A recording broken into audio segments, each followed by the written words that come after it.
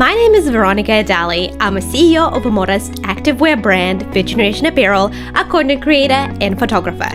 I've been through the trenches of entrepreneurship and now I'm sharing my story. I'm here to empower and help you work towards your dreams. Whether that means becoming a successful entrepreneur, up-leveling your mindset, or creating impactful content online. I create educational and motivational videos full of practical advice for women who are ready to have more control over their lives and are looking to follow their true passion. If you're ready to learn, get inspired, then listen up, my friend. Hi guys, welcome back to my channel. Today I have another very special guest. Her name is Fatima and she is a figure skater, but I'm gonna tell you a little bit more about her. She's not only a figure skater, she is Muslim and a hijabi like I am. She's a content creator and she's based in Australia. Fatima has done a lot of content creation around her journey on ice, especially on TikTok, and her goal is not only to share her story but also to inspire other Muslim girls from around the world to chase their dreams no matter what their background or lifestyle may be. I came across Fatima on TikTok and I absolutely binged on her content. I'm personally very passionate about Muslim and hijabi women in sports, so I knew right away when I clicked that follow button that I had to have her on the show. Hi, Fatima. Thank you so much for being here. Thank you so much. Thank you for having me. Fantastic. Well, can you, I gave that little introduction about you, but can you just tell us a bit more about yourself? And we're going to talk about your journey on ice and what made you to start ice skating in the first place.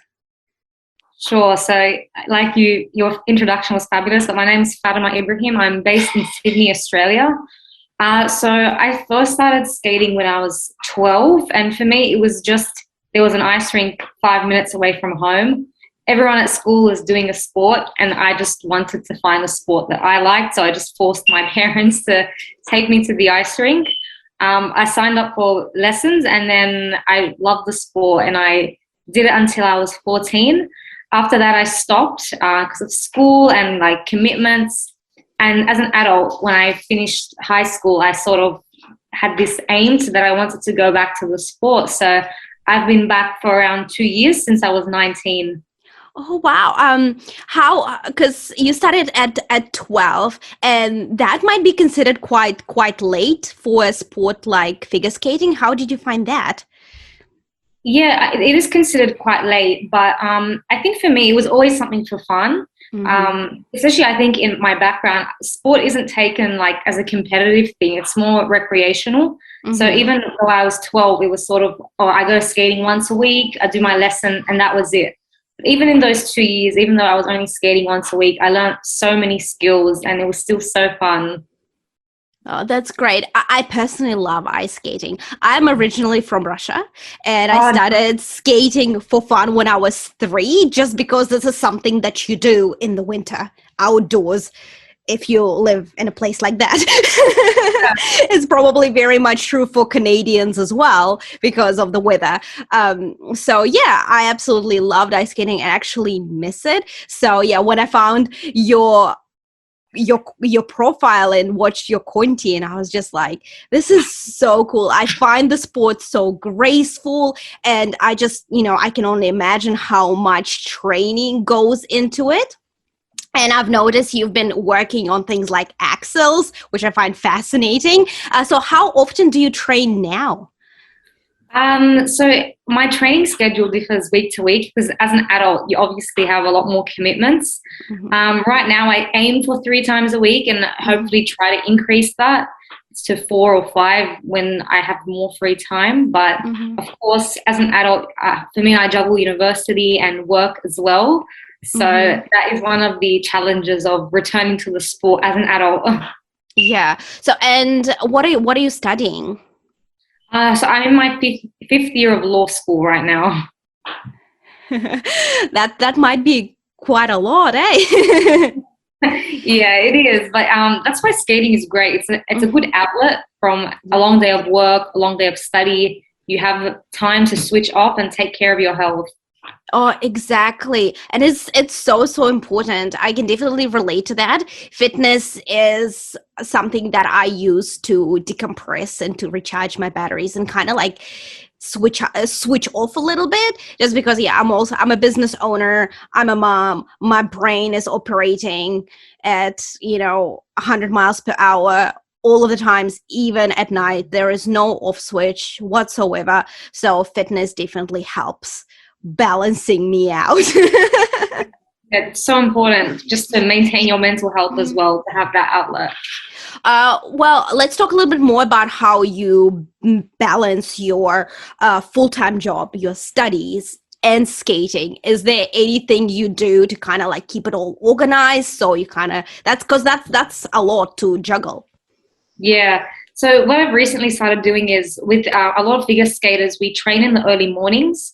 So waking up early, like at 5:30, if you wake up for Fajr, and just go to the rink before work or before university, that for me is my like key training time.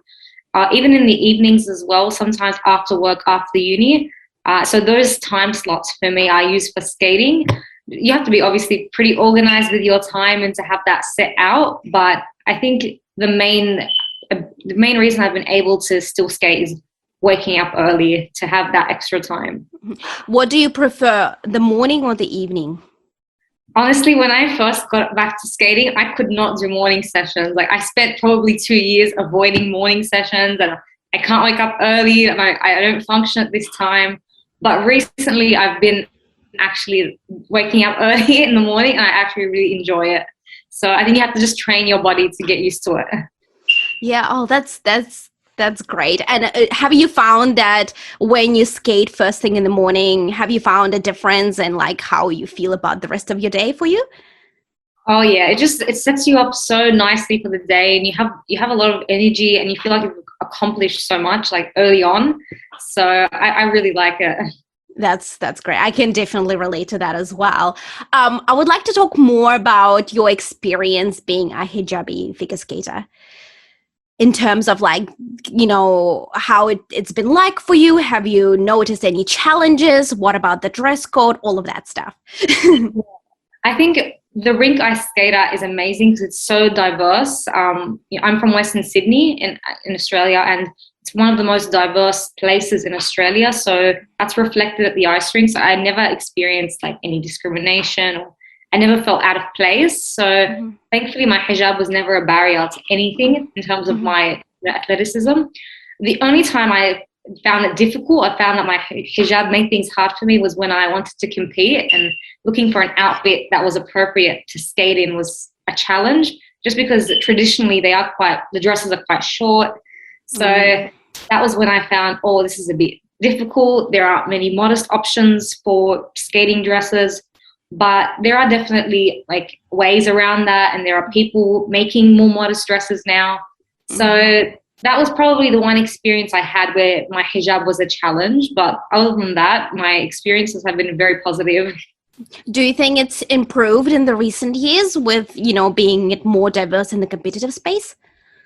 Oh, definitely. I think, now we're seeing more different types of skaters on the scene. Like in the UAE, you have Zahra Lari, who's a hijabi, and she skates fully clothed.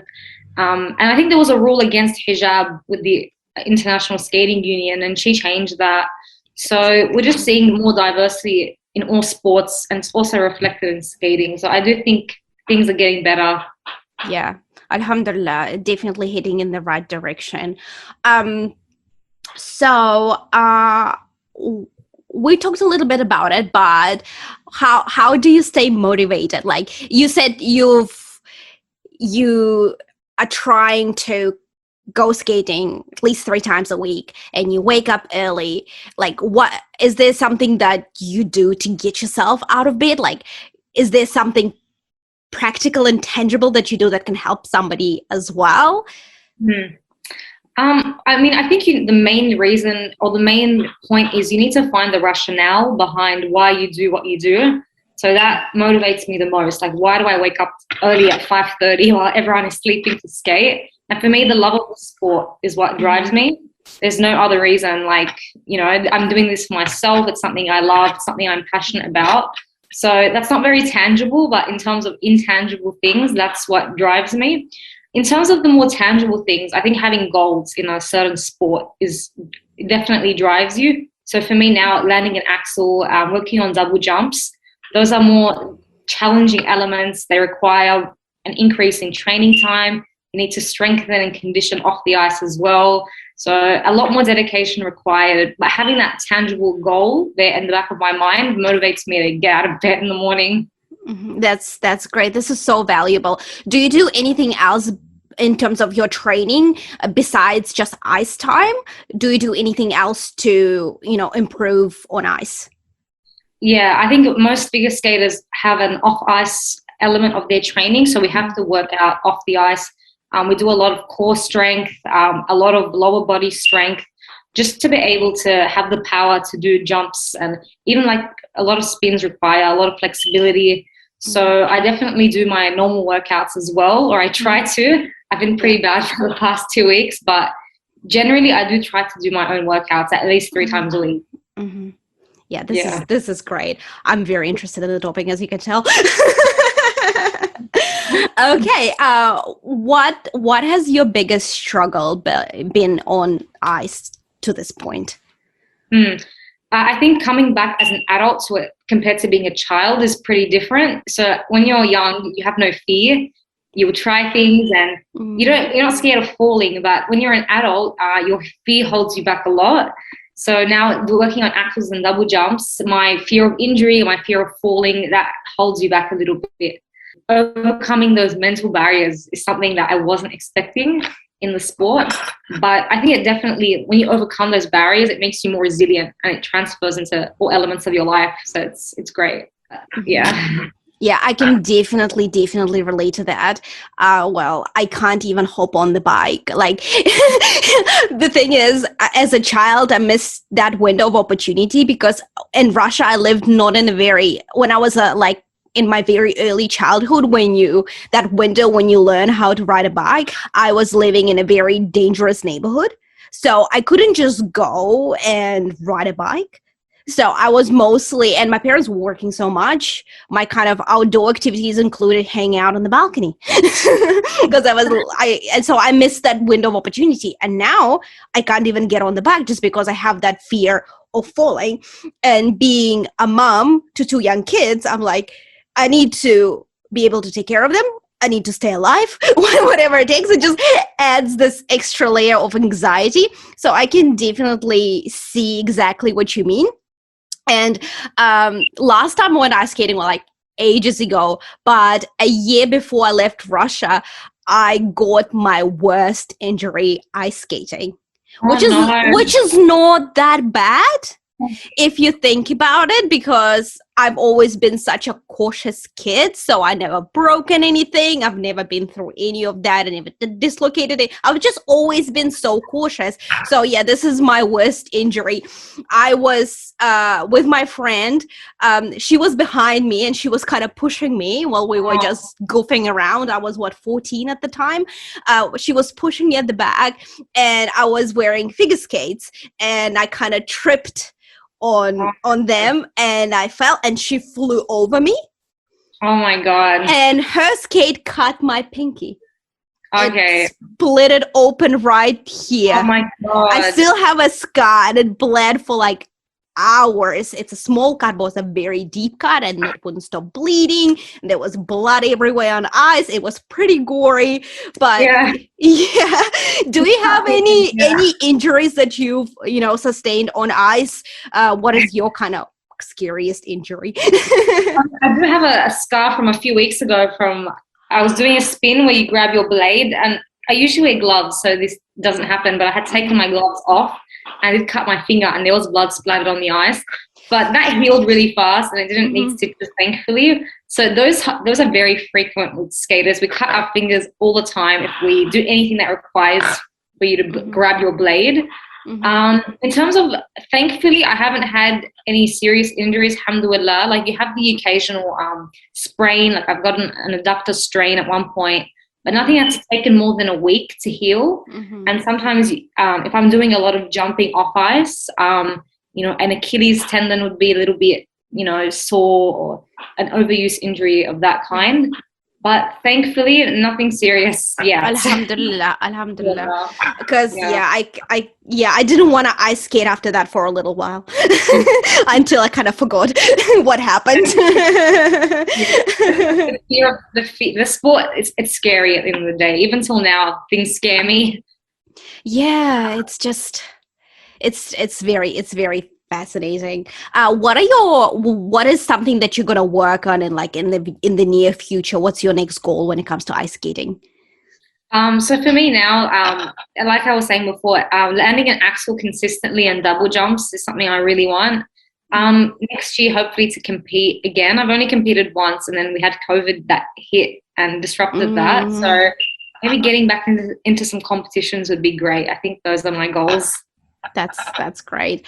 And also, what advice do you have for somebody, let's say it's a young Muslim girl who really wants to ice skate? What advice do you have for her? I mean, I would say just go and do it. Like, no, nothing is a barrier. Whether you're wearing a scarf, whether you think you're too old, none of that is a barrier. Just go and have fun. I think find the reason why you want to do this. It's for yourself, or you want to have a new hobby, and just have fun. That's the main thing. Don't compare yourself to others. Just do it for you. I think it brings so much joy to your life, and it's just a great passion to have. This is really valuable. Thank you so much. And before I let you run away and get back to work, where can people find you?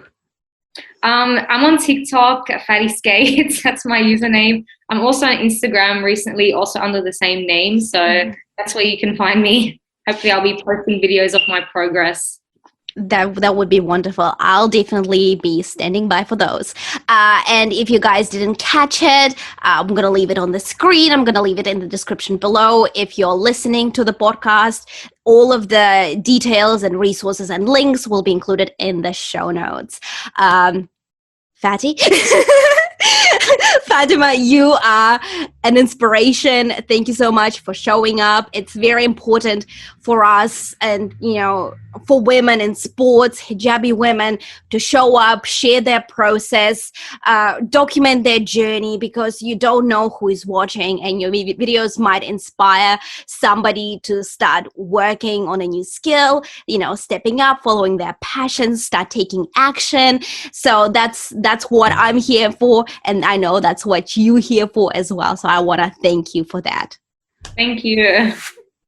If you found value in this video, make sure you leave me a thumbs up, comment below, let me know, share this video. Thank you so much for watching, and I'll catch you later.